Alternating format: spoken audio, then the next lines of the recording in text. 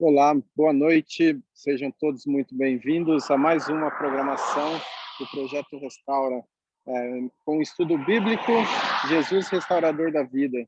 Hoje o tema do nosso estudo é Jesus e o estilo de vida cristão, se eu não me engano, acho que é assim. E nesse momento vamos ouvir o hino Restaura.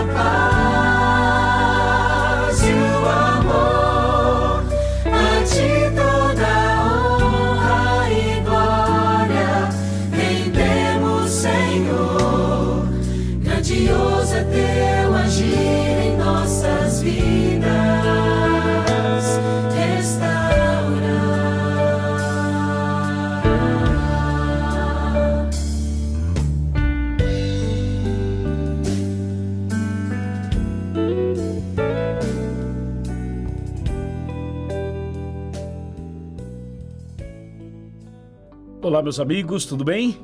Que alegria estar aqui para participar com você de mais um estudo bíblico. A nossa série está muito boa, não tá? Tá uma bênção. Obrigado ao instrutor bíblico, à instrutora bíblica, a você que é um missionário, um obreiro, alguém que está ajudando um colega, um amigo nesse processo todo. Deus te abençoe muito. Sejam todos muito bem-vindos. Você que está sozinho, você que está com um grupo de pessoas, você que está numa classe bíblica ou numa igreja, não importa, pelo celular, pelo tablet, por outro sistema qualquer, sejam muito bem-vindos. Vamos orar. Senhor nosso Deus, nesse momento colocamos em Tuas mãos a nossa vida, pedimos sabedoria, pedimos a direção dos altos céus e o poder do Espírito Santo para entender a Tua palavra. Em nome de Jesus, amém. Amém. O nome dele era Israel. Ele nasceu num lar cristão adventista. Cresceu e tornou-se desbravador. Era um garoto envolvido nas coisas da igreja, nas coisas de Deus, a família toda na igreja, uma família abençoada e bonita. Mas depois que ele chegou na adolescência, aconteceu uma coisa muito ruim. Ele, por influência de amigos, experimentou o cigarro e a bebida. E logo depois veio a droga. E logo depois pequenos furtos. Resumindo, abandonou a fé, abandonou a Bíblia, abandonou a igreja e abandonou a família. Ele foi morar nas ruas. E por incrível que pareça, passou mais de 12 anos, morando na Praça da Sé, em São Paulo. Tornou-se um indigente, um mendigo. Os cabelos ficaram longos, a barba longa também. Ele tornou-se um maltrapilho, uma pessoa que nem conseguia tomar banho. Comia o que tinha, o que dava e comia comida do lixo. Chegou ao ponto de morar e dormir na praça. Uma vida horrível, nem vida poderíamos dizer, nem poderíamos mencionar, é uma vida, porque realmente passou a viver no submundo, onde muitas pessoas ainda vivem. Mas aconteceu uma coisa interessante um dia. Era uma quinta-feira. Ele simplesmente se levantou na Praça da Sé e assim, como se fosse do nada, ele falou assim: quer saber? Eu vou voltar para minha casa e eu vou para a igreja. Quando ele decidiu isso, ele pegou um ônibus, ele não tinha dinheiro para pagar ônibus. Ele avisou o cobrador e o motorista, conseguiu ir de graça e voltou da Praça da Sé lá para a região do Capão Redondo. E o ônibus passou em frente à igreja onde eu estava pregando. Ele parou no ponto seguinte, voltou, entrou na igreja e nunca mais saiu. Deus restaurou a vida dele. Ele abandonou o cigarro, a bebida e a droga. Abandonou as ruas, a Praça da Sé, voltou para Jesus, voltou para a igreja, voltou para a família, voltou para a vida. Hoje, ele tem uma vida saudável. Mudou sua alimentação, mudou seu estilo de vida, mudou tudo. É uma nova criatura. Esse é um milagre que Deus faz na vida de uma pessoa que se coloca nas mãos dele. Israel é meu amigo. Israel é meu irmão. Israel é um servo de Deus. Hoje, Deus vai falar algo para você sobre saúde física, emocional e espiritual. Prepare o seu coração. Bom, mais uma vez, muito boa noite a todos, sejam todos muito bem-vindos. Nesse momento, eu gostaria de chamar o pastor Nilson. Pastor, consigo a palavra, que Deus te abençoe e te use nesse momento. E desculpa o barulho, a forma de estar apresentando hoje. Eu estou numa viagem a trabalho, já estou voltando para casa e infelizmente hoje não vou poder estar lendo os versículos da Bíblia, não vou poder estar ajudando de uma forma mais direta, pastor. mas é consigo a palavra, que Deus lhe use. Tranquilo, Ricardo? O cenário aí tá bonito, viu, Ricardo? A paisagem, tô gostando de ver. Deu um outro clima aí a apresentação inicial aí, muito bom, viu? Se eu pudesse, eu estaria agora no meio da natureza apresentando um pouquinho aí, mas que legal. Dei uma tirada aqui, ó, um visual novo, a irmã até se assustou, nossa, não é o pastor Nilson hoje, deve ser o irmão dele. Estamos aí com a cara lisa agora, irmã Carolina. Irmãos, muito bom, irmãs, estarmos juntos mais uma tarde nessa missão aqui, Missão Caleb, onde a gente se alimenta da palavra, onde a gente pode também aprender um pouquinho mais a como compartilhar a palavra com outras pessoas. Nos encontramos com Deus também, é o encontro que encerra, no caso de vocês aí, à noite, para poderem dormir já com a palavra de Deus na mente e no coração. E, Ricardo, se cuida aí na viagem, vem em paz, vem tranquilo, tá bom? E não se preocupa com a gente, não, que a gente vai tocando o estudo bíblico, tá certo? Muito bom estarmos mais uma vez juntos, muitos motivos para agradecer a Deus. Algumas pessoas que a gente está orando aqui, que estavam em situação muito séria com Covid, graças a Deus estão melhorando, então tenho que louvar muito a Deus, porque Deus tem feito muitos milagres também no meio dessa pandemia, temos visto também muitos milagres. Então, precisamos destacar aí tudo isso. Bom, uma saudação especial aí para a irmã Carolina, né, a irmã Maria Pinhal, né, sempre fiel aí participando com a gente, né, Flor Bela, um grande abraço e Deus abençoe. Irmã Sara também, a Flávia, né, sempre ativa aí, sempre vestindo a camisa da Missão Caleb. Deus abençoe, Flávia. A irmã Neide, um abração especial aí para a Maria Deodete também, a Noêmia, a Norton, Marina. É um grupo bem fiel que está aqui com a gente aí toda semana na Missão Caleb, e é muito bom. Hoje o tema é sobre o estilo de vida, e de fato a Igreja Adventista tem um dos pilares de suas crenças fundamentais é sobre o estilo de vida, né? E o estilo de vida envolve nossa vida espiritual, nossa saúde física, envolve vários aspectos da vida humana. Aliás, todos os aspectos da vida de um cristão adventista do sétimo dia, tá bom? A alimentação, a saúde, o nosso estado emocional, envolve todos esses aspectos, a nossa vida espiritual também. E a Bíblia diz em Mateus 6:25, até o verso 34, que nós não devemos andar ansiosos com coisa nenhuma, nem com o que a gente tem de comer ou vestir, porque Deus ele cuida de todas as coisas. Se ele cuida das aves, ele vai cuidar de nós também. Não devemos andar preocupados com relação ao vestuário, porque se Deus veste a erva do campo, ele também vai vestir a cada um de nós, vai nos dar o sustento diário. Então, a Bíblia traz uma orientação para que a gente não ande ansioso, né? A ansiedade na vida da gente é como se fosse um excesso de futuro, um excesso de preocupação com o futuro, e muitas dessas preocupações nem irão se cumprir, nem irão acontecer. Então, a ansiedade ela não é boa, ela prejudica a gente. E tem pessoas que são extremamente ansiosas, e muitas vezes só com um tratamento, com um profissional na área de saúde emocional, é que essa pessoa vai conseguir controlar a sua ansiedade. Mas Jesus nos diz assim, não andeis ansiosos com coisa alguma.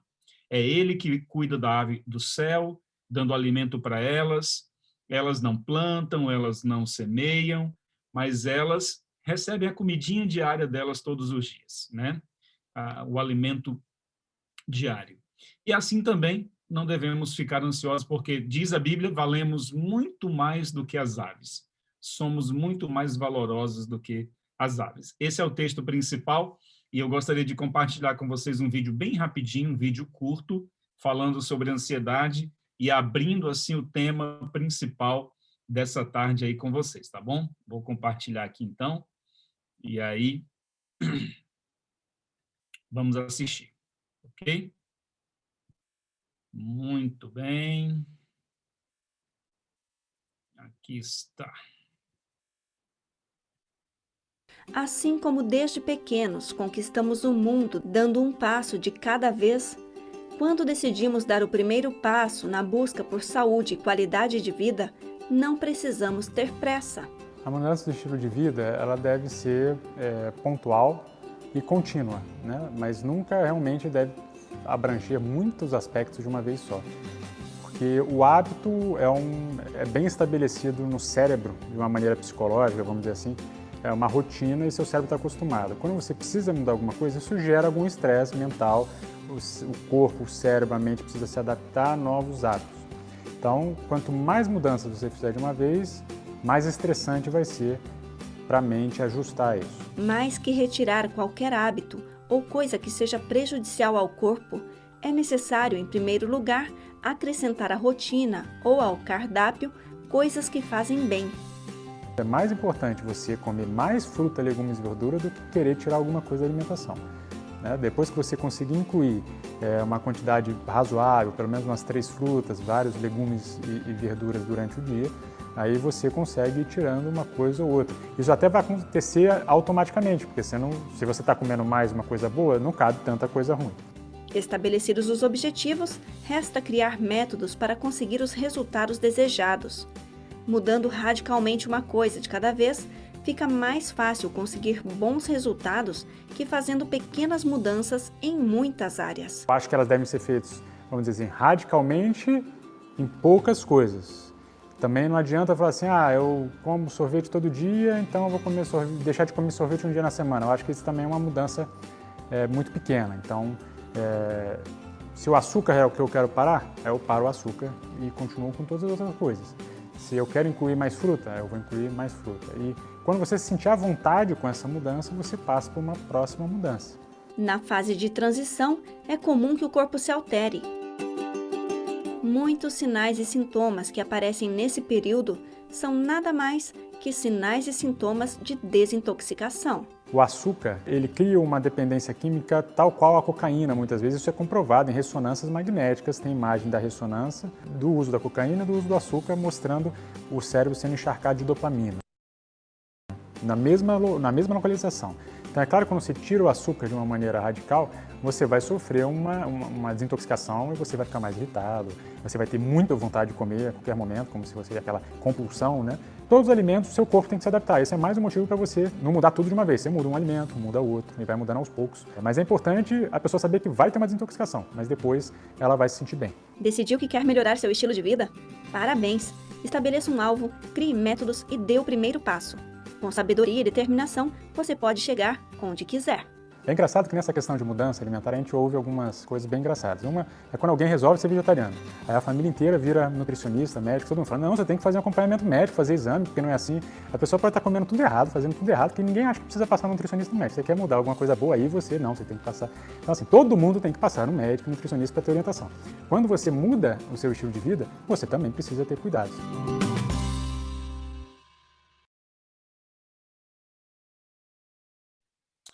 Muito bem, pessoal. Então, vocês percebem que todo o processo de mudança na vida da gente gera desconforto, né?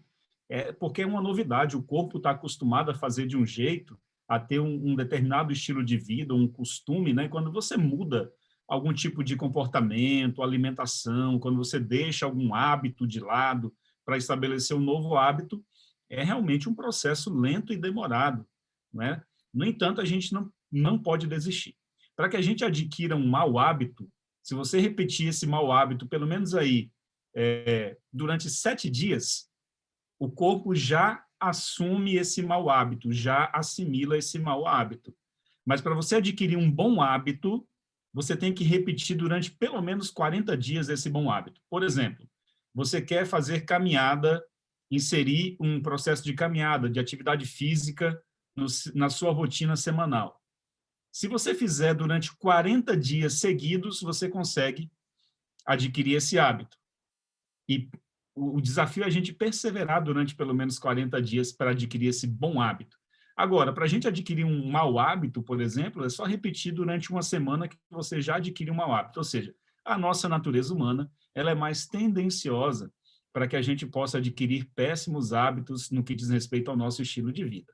E hoje a Bíblia vai mostrar para vocês como que nós podemos adquirir bons hábitos na vida da gente, como que nós podemos, com base na Bíblia, entender o que precisamos fazer para termos um estilo de vida melhor, tá bom? E eu vou contar aí com a ajuda de vocês, então, para que a gente possa ler a Bíblia, tá? Todo mundo lendo um pouquinho, a gente consegue ter uma boa participação aí. O primeiro texto é 1 Coríntios 10, 31, E eu vou pedir aqui para a irmã Carolina achar, tá bom, irmã Carol? 1 Coríntios 10, 31. Será que a irmã Carol está me ouvindo? 1 Coríntios 10, 31. Tá? A imagem dela está parada aqui para mim, mas enfim. 1 Coríntios 10, 31, irmã Carolina.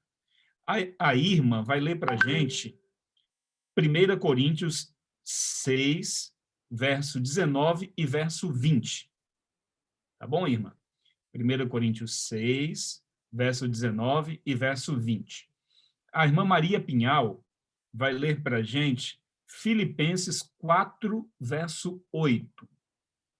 Filipenses 4, verso 8. Tá bom? A irmã Sara vai ler para a gente... Oi? A Sara vai ler para a gente... Pastor, 4:8. Filipenses 4:8. Isso, segura aí, tá bom, irmã? Tá. Filipenses 4:8, esse é o seu, tá? Daqui um pouquinho a senhora lê. Aí a Sara vai ler para a gente Gênesis 1, 29. Gênesis, capítulo 1, versículo 29. Tá bom? A Sara. A Florbela Norton vai ler para nós, deixa eu ver aqui, Levíticos, Florbela. Levíticos 11, verso 2, verso 3, verso 5 até o verso 7. Você tem que escrever aí, senão vai esquecer. Sim, não vou coisa. 11, verso 2, verso 3, verso 5 até o verso 7. 5 a 7. Tá bom. Então, tá bom? Muito bom. Deixa eu ver quem mais aqui vai ler para nós. A Flávia. Flávia, você pode ler para a gente, por gentileza, Levíticos 11, verso 9, verso 10 e verso 12, Flávia. Levítico 11, verso 9, 10 e 12. Tá bom? A Flávia já vai anotar. 11, Levíticos 11, né? Verso 9, 10 e 12. Pronto, a Flávia já pegou dela ali. Agora, depois da Flávia aqui, na minha lista, quem mais está aparecendo? Deixa eu ver. Irmã Neide. Irmã Neide já... Irmã Neide, pode ler Levíticos 11, 13 até o 19? Pode ser. Pronto, irmã Neide. Daqui um pouquinho eu peço para a senhora ler, tá bom? Levíticos 11... Repete. 11... verso 13 ao 19, até o 19, tá bom? Tá. Muito bem. Então, vamos lá. Continuando aqui, depois da irmã Neide. Deixa eu ver quem mais. Irmã Maria Deodete. Irmã Maria Deodete. Efésios 5, 22 e 25. Pode ser? Efésios 5, 22 e 25. Ok? A Noêmia vai ler para a gente 1 Pedro 3, 3 e 5. 1 Pedro 3, 3 e 5. Ah, a Noêmia não pode falar. Tá bom. Fica tranquila, irmã Noêmia. Ela está no trabalho agora. A Marina. Será que a Marina Souza vai poder participar? Que aí a Marina pode ler para a gente 1 Pedro 3, 3 e 5. Tá, Marina? Então, vamos lá. Quem não puder participar, não tem problema, não. Só comentar aqui que aí a gente vai achando os textos. Vamos fazer uma oração, então, para a gente ler a palavra de Deus? Pastor, qual é a primeira de Pedro? Ah, tá. 1 de Pedro 3, 3 e 5. 3 e 5. Isso. Muito bom. Obrigado. Ok. Então, vamos orar? Pai bondoso, nosso eterno Deus, obrigado, Senhor, porque podemos, nesses minutos aqui, abrirmos a Tua palavra e estudarmos um tema tão importante para a nossa vida espiritual. Toma-nos em mãos e que a Tua palavra possa fazer morada em nosso coração, em nome do Senhor Jesus. Amém. Muito bom. Então, Começando aqui o primeiro verso, 1 Coríntios 10, 31, qual é o princípio básico que deve dirigir a vida do cristão? Quem pegou 1 Coríntios 10, 31, então pode ler para a gente. Portanto, quer comais, quer bebais, ou façais outra coisa qualquer, fazei tudo para a glória de Deus. Muito bom, muito obrigado, Carolina. Então, aqui é o princípio básico que deve dirigir a vida do cristão. Quer comais, quer bebais, devemos fazer tudo isso para a glória de Deus. Ou seja, tudo que a gente fizer na vida da gente deve ser para honrar e glorificar o nome do nosso Deus, tá bom? O próximo verso é 1 Coríntios 6, 19 e 20. Como Deus considera o nosso corpo, né, o corpo humano. Acaso não sabeis que o vosso corpo é santuário do Espírito Santo, que está em vós, o qual tendes da parte de Deus, e que não sois de vós mesmos? Porque foste comprados por preço. Agora, pois, glorificai a Deus no vosso corpo. Ô, irmã, muito obrigado, viu? Esse texto ele é fundamental, ele é muito importante, porque apresenta o nosso corpo como um santuário, né? Como um templo. E por ser um templo de habitação do Espírito Santo, devemos ter um cuidado especial. Aquilo que estiver ao nosso alcance, humanamente falando, para que a gente possa cuidar desse templo, nós devemos fazer. Por exemplo, o templo da igreja, o prédio da igreja, a gente tem o maior zelo, o maior cuidado para estar sempre limpo, para as programações, tudo organizadinho, tudo no seu devido lugar. Da mesma maneira, ou de uma maneira talvez até muito mais exigente, devemos ter um cuidado com esse corpo que é o templo do Espírito Santo, tá certo? Aquilo que a gente vê, aquilo que a gente fala, aquilo que a gente ouve, aquilo que ocupa o nosso pensamento, tudo isso a gente deve cuidar, aquilo que a gente se alimenta. Então, tudo isso envolve o nosso estilo de vida. Então, o verso que a irmã Irma leu é muito importante também. Agora, Filipenses 4:8, né? Que conselhos nós encontramos para manter a mente e o corpo saudáveis? Filipenses 4:8.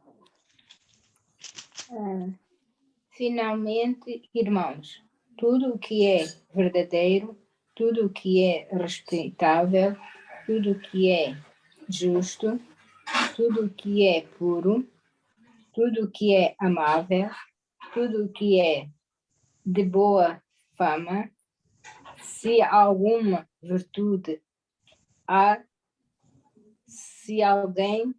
se algum louvores existe, seja isso que ocupe o vosso pensamento.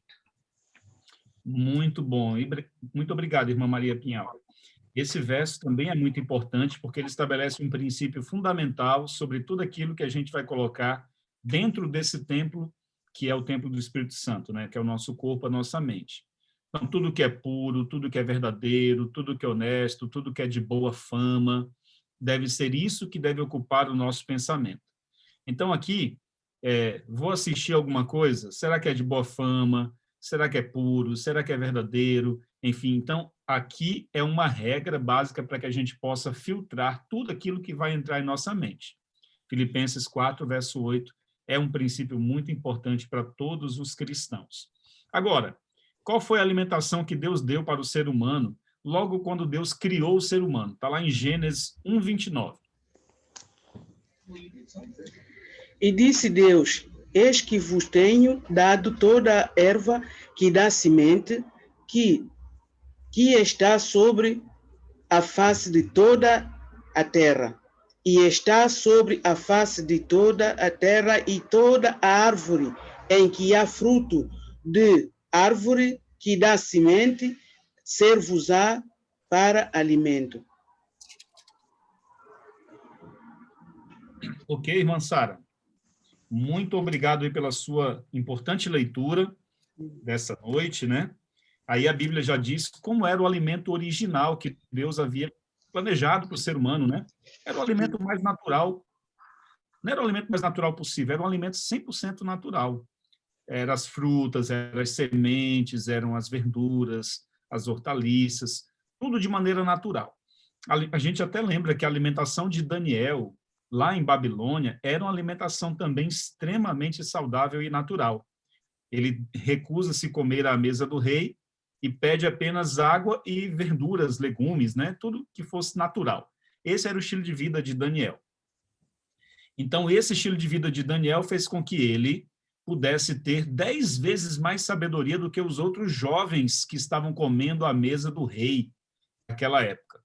Então, já é provado cientificamente que um estilo de vida mais natural, mais saudável, ele vai gerar mais longevidade, ou seja, você vai viver por mais tempo e com mais qualidade. E sabe, irmã Maria, todas as vezes que os cientistas vão estudar sobre longevidade humana, sobre as pessoas que mais vivem na face da Terra, 3 povos se destacam. Dois povos que vivem na região de Hiroshima e Nagasaki, no Japão, e os adventistas de Loma Linda, na Califórnia, nos Estados Unidos. Então, são os 3 povos que se destacam, os adventistas e 2 povos japoneses na região onde caíram as bombas atômicas lá. Eles vivem muito, e o estilo de vida que é ensinado pela Igreja Adventista, e quando esse estilo de vida é praticado, traz à pessoa longevidade, mais saúde, né? Mais discernimento, mais sabedoria, tá bom? Então, vamos aqui. Nós vamos abrir agora em Levíticos 11. Vamos ver vários versos aqui em Levíticos 11, que é importante para que a gente possa entender um pouquinho mais sobre o que Deus permitiu que o ser humano comesse, né? Logo depois do dilúvio. O dilúvio destruiu todo tipo de vida na face da terra, assim, de vida vegetal. Somente os animais que estavam na arca e a família de Noé sobreviveram. Agora, uma vez que o dilúvio acabou com toda a vida vegetal, que o dilúvio acabou com tudo, o povo precisava se alimentar de alguma forma. Não tinha mais sementes, não tinha mais árvores, não tinha mais frutas. Então, Deus permite que o ser humano se alimente com carne. Agora, que tipo de carne eram essas? Aí Levíticos 11 vai nos esclarecer. Só lembrando um detalhe, irmãos e irmãs. Lembrando um detalhe importante.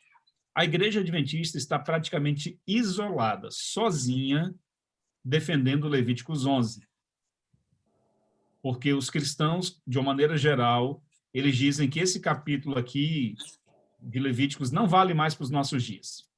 Podemos comer de tudo que a gente fizer uma oração, Deus abençoa.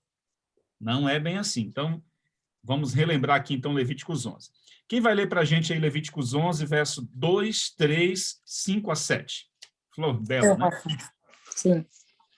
Dizei aos filhos de Israel, são estes os animais que comereis de todos os quadrúpedes que há sobre a terra, todos que têm unhas ofendidas e os cachos que se dividem em 2 e ruminam entre os animais, esses comerei. Deste 5, não? O arganaz, porque rumina, não tem unhas ofendidas, este vos será imundo. A lebre, porque rumina e não tem unhas ofendidas, este vos será imundo. E também o porco, porque tem unhas ofendidas, e o casco dividido, mas não rumina, este vos será imundo. Ok. Obrigado, Flor Bela. Então, aqui a Bíblia já estabelece um princípio para a gente entender que tipo de animal Deus autorizou que fossem consumidos como alimento logo após o dilúvio. Ele tinha que ter a unha fendida, ou seja, a unha dividida, né? Como o boi, ali ele tem uma unha dividida no meio ali, e tinha que ruminar. O que é ruminar? Ruminar é aquele processo que o animal tem de ficar mastigando o alimento, mastigando, aí engole o alimento, daqui a pouquinho o alimento volta para a boca de novo, mastiga, engole de novo, volta para a boca, e fica nesse processo de remoer o alimento. Então é isso. Eu não sei se vocês de fala portuguesa entendem também dessa maneira, né? Mas é assim, é ruminar, ficar remoendo o alimento na boca. Então, a Bíblia diz que os animais que fizessem isso, tivessem a unha fendida e ruminasse, poderia servir de alimentos. A Bíblia cita o nome de alguns animais, como, por exemplo, o porco. Ele tem a unha dividida em 2, mas não rumina. Então, a Bíblia diz, esse alimento vai ser imundo. Então, entre os animais é isso. Agora, entre os animais aquáticos, Levíticos 11, 9, 10 a 12. Quem vai ler para nós? Nós lemos sobre os animais terrestres, né? O primeiro é o 9? Flávia. Isso, Flávia. Você lê capítulo 11, verso 9, verso 10 e o verso 12. Só um minutinho, pastor.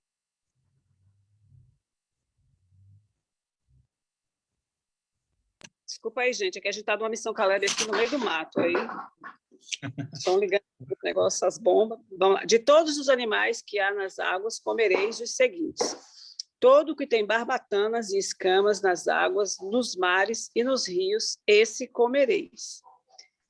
O 10? 10. Mas todo que não tem barbatanas nem escamas nos mares e nos rios, todo réptil das águas e todo ser vivente que há nas águas, estes serão para vós abominação. Até o 12. Ser-vos-ão, pois, por abominação da sua carne, não comereis e abominareis o seu cadáver. Todo que não tem barbatanas ou escamas nas águas será para vós abominação. Muito bom, Flávia. Obrigado. Então, a Flávia acabou de ler para a gente sobre os animais aquáticos, quais que a gente deve comer. Precisa ter barbatanas e escamas, porque essas escamas protegem a pele da poluição que existe dentro das águas, sejam peixes de água doce ou de água salgada. É por isso que, como adventistas e como cristãos que seguem os princípios de saúde da Bíblia, nós não comemos nenhum tipo de frutos do mar, camarão, lagosta, caranguejo, polvo. Nenhum tipo de frutos do mar nós comemos, porque a Bíblia diz que são animais que não têm escamas, né? Às vezes tem até barbatanas, mas não tem escamas. A escama é uma espécie de blindagem, de proteção que o peixe tem, que o animal marinho tem, para que não entre as impurezas do ambiente. Vai chegar um tempo que a natureza vai estar tão poluída, os rios estarão tão poluídos, que nem mesmo os peixes de escama, com escama, a gente poderá comer, porque a poluição vai estar tão grande. Então, o estilo de vida ideal é o estilo de vida mais natural mesmo, é isso que a Bíblia nos ensina. Embora Deus tenha dado permissão que comêssemos outros tipos de alimentos. E agora, para finalizar a sessão aqui de Levíticos, a parte das aves. Levíticos 11, verso 13 ao 19. Quem que ficou aí?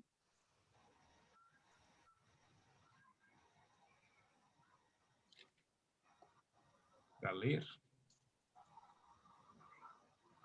Acho que foi eu mesmo. Ah, sim. Neide, 13 ao 19, né? Isso, irmã Neide. Das aves estais abomináveis. Peraí, eu estou ruim de leitura aqui por causa da luz, que acabei de chegar aqui e estou ligando tudo. Cheguei em casa agora também. Fica tranquila, Neide. Do 13 ao 19, né? Isso. Das aves, estas abominareis, não se comerão, serão abominação. A águia, o quebrantoso, e a águia marinha, o milhano e o falcão, segundo a sua espécie, todo corvo, segundo a sua espécie, o avestruz, a coruja, a gaivota, o gavião, segundo a sua espécie, o mocho, o corvo marinho, a ibis, a gralha, o pelicano, o abutre, a cegonha, a garça, segundo a sua espécie, a polpa e o morcego.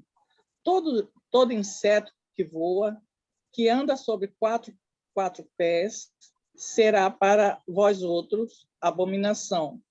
Mas de todo inseto que voa, que anda sobre quatro pés, cujas pernas traseiras são mais compridas para saltar com elas sobre a terra, eles comereis. Até o 19, né? Isso, muito bom. Ok. A cegonha garça, eu já até passei da... Muito bom. Irmã Neide, obrigado aí pela sua leitura, então. Aí está a lista das aves, né, que a gente pode comer. A Bíblia dá uma lista detalhada. No geral, as aves limpas são aquelas que não estão aí na lista, né? Todas as aves de rapina são imundas. Mas as aves limpas, a gente já tem um princípio geral que nos ajuda a entender quais animais aqui Deus permitiu que o ser humano se alimentasse. O ideal, volto a dizer, é a alimentação mais natural possível, tá bom? Que a gente possa ir mudando aos pouquinhos o nosso estilo de vida, porque é mais saudável mesmo para a gente glorificar a Deus por meio do nosso corpo. Pessoal, então aqui, ó, 1 Coríntios 3, 16 e 17, eu passei esse verso para alguém, não? Sim.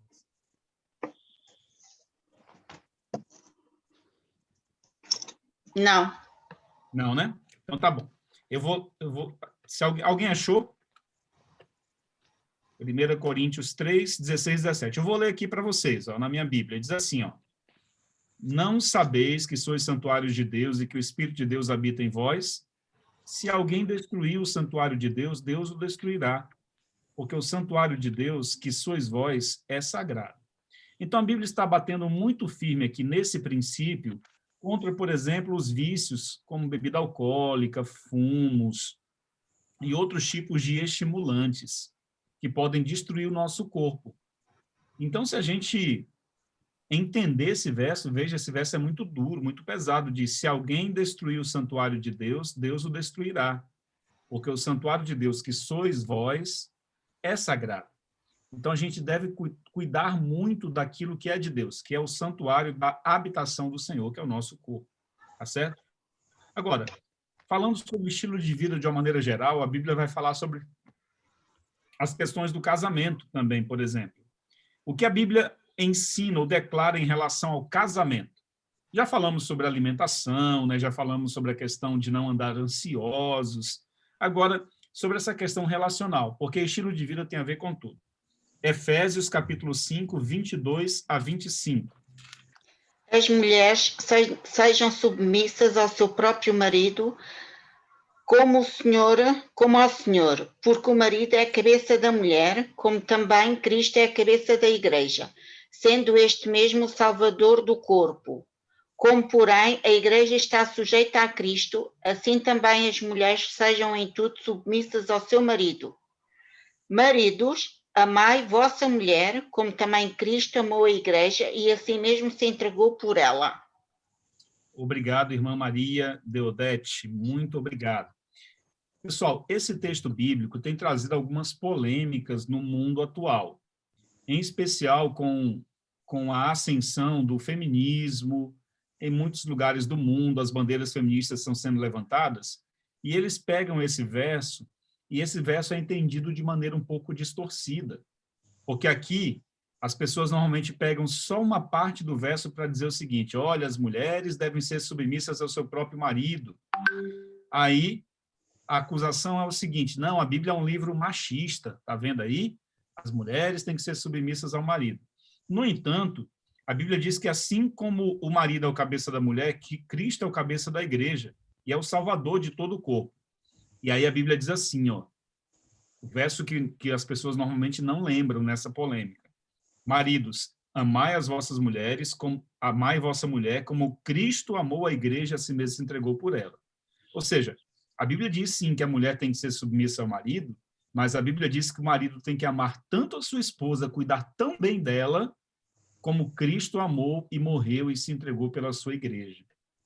Então, perceba que esse amor, essa submissão da mulher ao marido, tem como resposta, da parte do marido, deve ter como resposta uma entrega total, um cuidado absoluto dessa esposa que Deus colocou na vida dele, né? Então, se os maridos não estão fazendo isso, estão também cometendo pecado, como diz a Bíblia. Tá bom? Pessoal, estamos encerrando aqui já. O tempo avança rápido, né? Nossa, já avançando bem rápido aqui o tempo. Mas vamos encerrando então. Olha, que princípios a Bíblia estabelece em relação ao vestuário e às joias?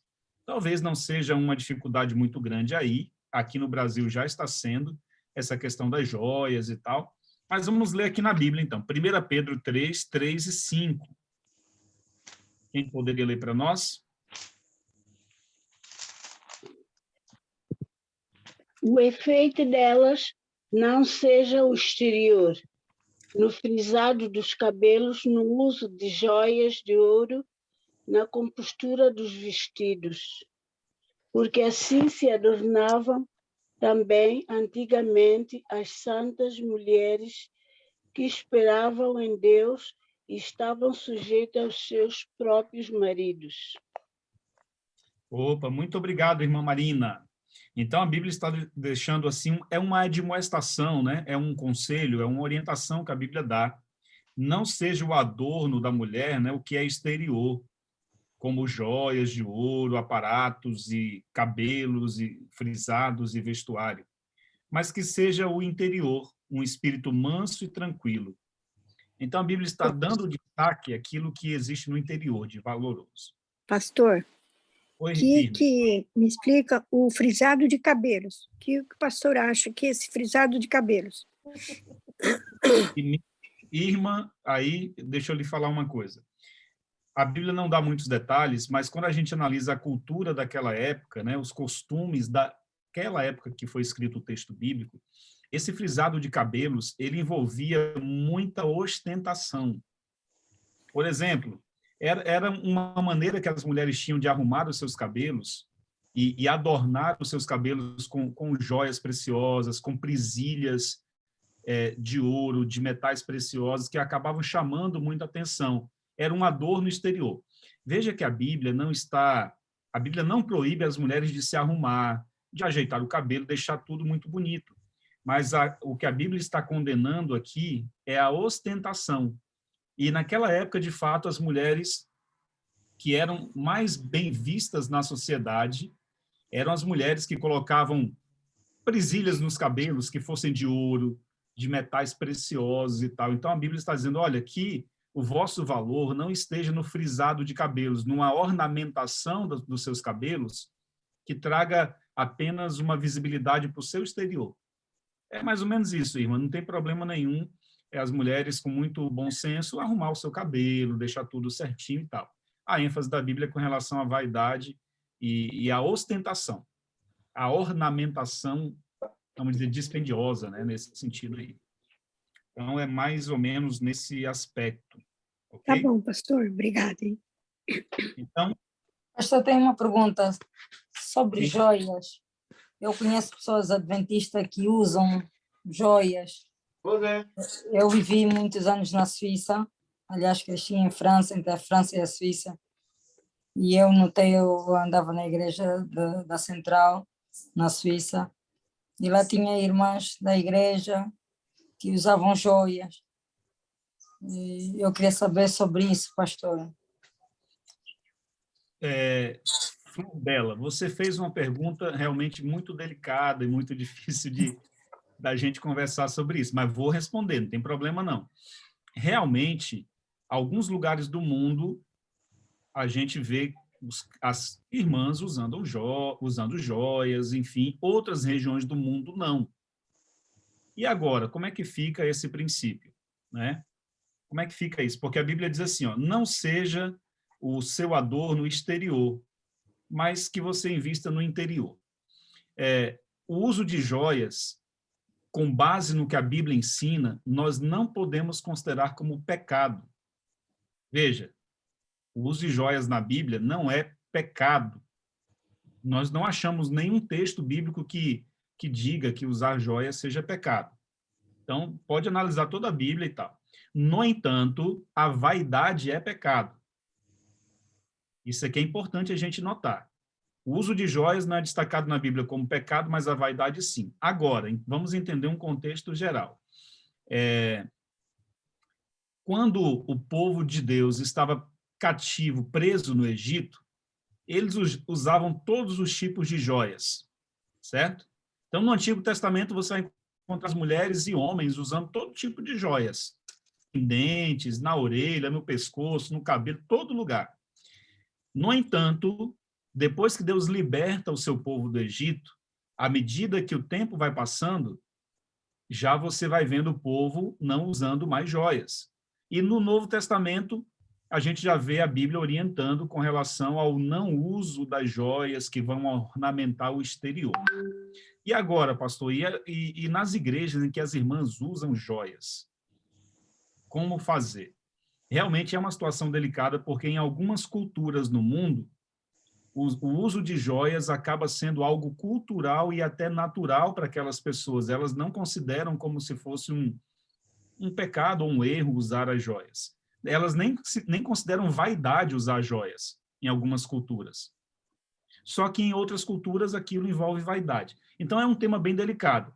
A Bíblia nos orienta a gente não colocar o nosso foco no exterior. Então, por isso não deveríamos usar joias. Agora, é muito delicado, porque quem usa, como é que eu que estou de fora, vou analisar? Essa pessoa está sendo vaidosa ou não? Existem alguns tipos de joias que podemos usar e outras joias que a Bíblia orienta a gente não usar. Por exemplo, existem joias chamadas joias funcionais. Que joias são essas? Uma aliança é uma joia funcional. O que mais que é uma joia funcional? Às vezes um anel de formatura. O que é uma joia funcional? O quê? Relógio de pulso. Um relógio de pulso. Enfim, tem algumas joias funcionais que você precisa usar porque é algo que tem uma serventia, né? Que tem um valor. Agora, existem joias que as pessoas usam simplesmente por vaidade. Então, o uso de joias na Bíblia não é pecado, mas a vaidade é pecado. Aí entra um outro aspecto, Flor Bela. Veja, não é porque algumas pessoas usam que eu vou usar. Eu tenho que medir a minha vida pelo que a Bíblia me ensina. Normalmente, esse assunto do uso de joias, Flávia, a tendência é as pessoas apontarem as armas mais para as mulheres, as críticas, né, para as irmãs. No entanto, o sentido, Irma, do uso de joias na Bíblia, ele é muito mais amplo. Quando a gente olha essa questão de joias, não apenas por um simples brinco ou um colar, mas pela vaidade que envolve o uso desses adornos. Por exemplo, um amigo meu comprou uma caneta de $3.500. Uma caneta. $3.500. Quando ele entendeu esse tema do uso de joias na Bíblia, ele disse, pastor, normalmente nós só apontamos as críticas para as irmãs que às vezes usam um brinco e um colar. Mas ele falou assim, eu entendo que eu também estou errado ao pagar $3.500 numa caneta que eu nem uso. Ele falou, a caneta fica no meu escritório e eu nem uso essa caneta. Ou seja, a minha vaidade me fez comprar uma caneta de $3.500. Então, você entendeu que esse irmão entendeu realmente o tema. Ele falou, por exemplo, pastor, o meu carro custa R$150 mil. R$150 mil. Ele perguntou, pastor, será que esse carro não é a minha joia? Será que esse carro não é o meu brinco, por exemplo? Não tem para mim o mesmo significado que o brinco que uma irmã usa? Então, ele foi explicando, dizendo que, de fato, a gente precisa entender esse tema numa dimensão muito maior, não é? A vaidade em si é pecado, seja para homens, seja para mulheres. Nesse sentido, a gente tem que tomar muito cuidado, porque o inimigo ele se aproveita das nossas vaidades, né? Então, se você está usando uma coisa que está gerando muita vaidade no seu coração, não use, por mais que seja uma coisa boa. A gente não deve usar. Esse é o princípio, né? Ok? Então, vamos lá. Vamos terminar aqui, que hoje esse tema realmente gera muitas perguntas. Se vocês tiverem perguntas, podem fazendo, que eu vou respondendo tudo aqui, aquilo que eu puder responder, tá bom? Que eu souber responder. Só para a gente fechar aqui, ó. Pastor. Oi. Pastor, só um minutinho, só mais uma pergunta. Sim. Pastor, sabe aqueles brochinhos que a gente usa? Tem gente que usa do lado, tem gente que pega para segurar, fechar a blusa, assim, né? O senhor acha que é pecado se a gente usar um brochinho para segurar uma roupa, apertar ou não ficar aberta a blusa? Você acha que é pecado isso? Não considero não, Irma. Eu acho que é uma joia funcional. você precisa usar para... Ela vai ter alguma serventia no seu vestuário, não é? Por exemplo, tem homens que usam gravata e tem um prendedor de gravata. Aquilo é uma joia funcional também, porque ela vai servir para a gravata não ficar se mexendo, não ficar voando e tal. Assim também como esse broche que a senhora vai utilizar, né? Para prender a sua roupa, para uma serventia no seu vestuário. A não ser que essa joia, por exemplo, seja de esmeralda, de diamante ou de ouro, né? Enfim, Não, pastor, é coisa simplesinha, é coisa simplesinha. Obrigado, pastor. Obrigado. Tranquila, fique em paz. Até mesmo porque a gente precisa realmente ter em tudo na nossa vida o bom senso e o equilíbrio, né? Muito bom. Vamos aqui, ó. Só para a gente fechar aqui, a Bíblia fala também sobre a questão do respeito que devemos ter em nossa vida cristã com as autoridades, certo? O respeito às autoridades. É muito importante. Devemos entender que as autoridades, elas são constituídas por Deus. A Bíblia diz, é Deus quem estabelece os reis e é Deus quem tira os reis do poder. Então, seja aí no Reino Unido, ou no Brasil, ou em Portugal, ou em qualquer país onde você vá, quem está em autoridade, em postos de autoridade, são pessoas que Deus permitiu que estivessem ali. E a nossa função como cristãos é orarmos pelas autoridades constituídas. Tá? Isso aqui não é nenhuma novidade para nós, mas a gente, só para reforçar, devemos orar pelas autoridades. E na hora que essas autoridades, por algum motivo, estiverem extrapolando o poder delas, Deus vai dar um jeito de que essas pessoas saiam do poder. E Deus usa, muitas vezes, o povo num processo democrático, no seu voto, para colocar no poder e para tirar do poder. Mas, às vezes, Deus usa de maneira sobrenatural a sua força e a sua soberania. Tá bom? Pessoal, é isso que eu queria mostrar para vocês do estudo de hoje, mas me deem só 2 minutinhos a mais aqui, e quem tiver alguma pergunta pode ir escrevendo aí para não esquecer. Deixa eu só mostrar para vocês rapidamente aqui, só para a gente fazer um resumo de tudo que a gente viu, tá bom? Rapidinho aqui, ó. Vamos lá. Ok, deixa eu abrir aqui de novo. Fazer um resumo aqui de tudo que nós vimos, tá bom? Resuminho rápido sobre a questão do estilo de vida. Vocês percebem que as gerações antes do dilúvio viviam muito tempo na face da terra? Por exemplo, só um exemplo aqui, ó, Adão. Adão viveu 930 anos. Incrível isso, né? Muito tempo. A Bíblia diz que eles viviam muito antes do dilúvio. Sete viveu 912 anos. Enos, 905. Ou seja, o ser humano vivia quase 1000 anos, né? Cainã, 910. Jered, 962 anos. Ó. Matusalém, 969 anos. É muito tempo. Noé viveu 950 anos. Noé viveu muito tempo. Isso foi antes do dilúvio. E as gerações depois do dilúvio? Já começa a diminuir o tempo de vida. Ó. Sem viveu 600 anos. Peleg já viveu 238 anos. Reu, 239. Naor, 148 anos. Abraão, 175 anos, enfim. Então, a média de vida aqui, ó, antes do dilúvio, era de 912 anos. Vocês estão vendo aqui, ó? A média de vida do povo. E depois do dilúvio, a média de vida, ó, 317 anos. Como que foi diminuindo? E hoje a média de vida é 70, 80 anos. Alguns lugares um pouquinho mais, outros lugares um pouquinho menos. Então, com o passar do tempo, o ser humano não foi aumentando sua longevidade, sim diminuindo. No entanto, aqueles grupos de pessoas que seguem um estilo de vida mais saudável, mais natural, cuidando da sua saúde, cuidando da sua mente, cuidando da sua vida espiritual, vivem mais, como os adventistas da Califórnia, que foram um grupo estudado, né, para poderem entrar nessa pesquisa. E aqui nós vimos rapidamente os animais limpos que a gente pode comer, os animais impuros, né, a dieta original do Éden, frutas, verduras, né? Devemos comer os peixes que têm escamas e barbatanas, as aves, os animais limpos. Devemos evitar o uso de sangue, que em Gênesis, alimentos que contêm sangue, né?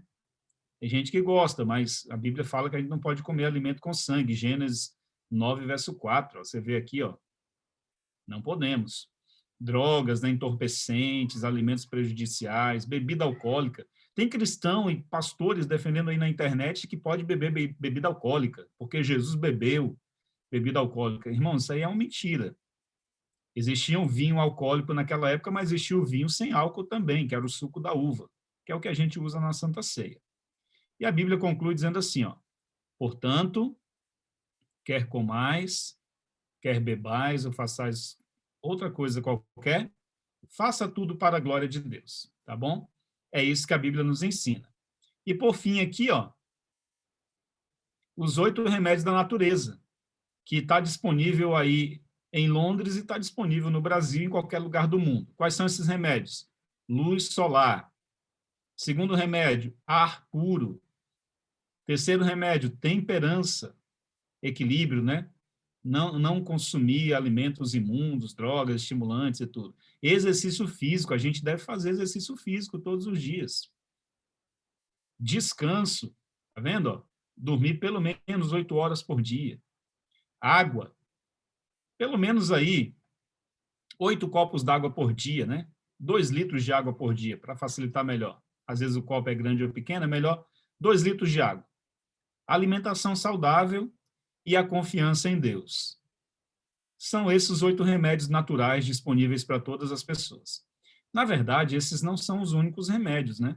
Não significa que se eu usar esses 8 remédios, eu não preciso usar mais nenhum tipo de remédio, tá certo, pessoal?